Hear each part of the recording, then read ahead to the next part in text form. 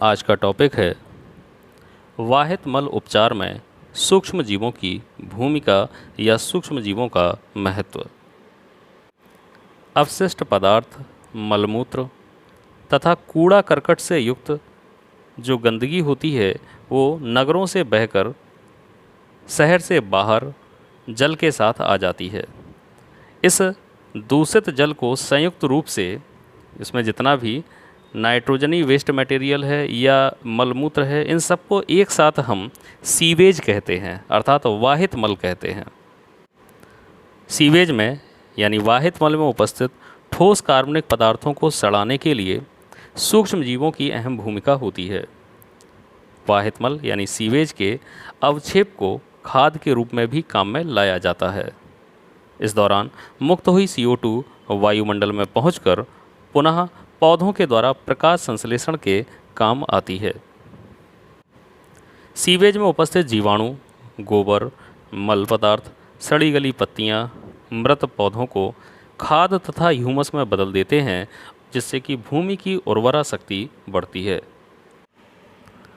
जब उस जल से पूरी तरह से गंदगी को अलग कर लिया जाता है तो बाद में इस जल को किसी तालाब, झील या नदी में छोड़ दिया जाता है।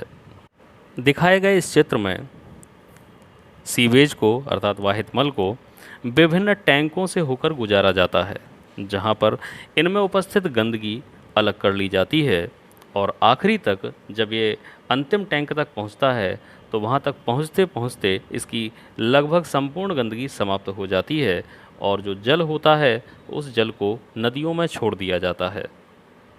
अब आप सोच रहे होंगे कि इसकी आवश्यकता क्यों है।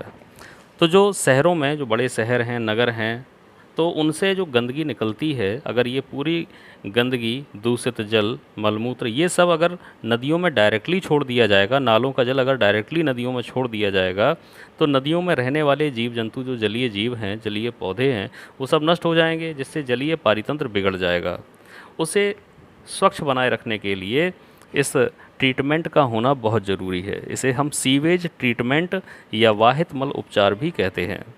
इसके द्वारा सीवेज में उपस्थित गंदगी को पृथक करते हैं और उससे हम खाद बना लेते हैं। खाद को खेतों में छिड़काव कर दिया जाता है, जिससे कि खेतों की उर्वरा शक्ति बढ़ती है। दूसरी ओर जो वाटर निकलता है वो प्यूरीफायर के द्वारा प्यूरीफाई होकर अर्थात शुद्ध होकर वो आगे बढ़ता है, तब उसे जाकर हम नदियों में उसे छोड़ते हैं। तो नदियों में जो जीवधारी हैं उन पर भी बुरा प्रभाव नहीं पड़ता है।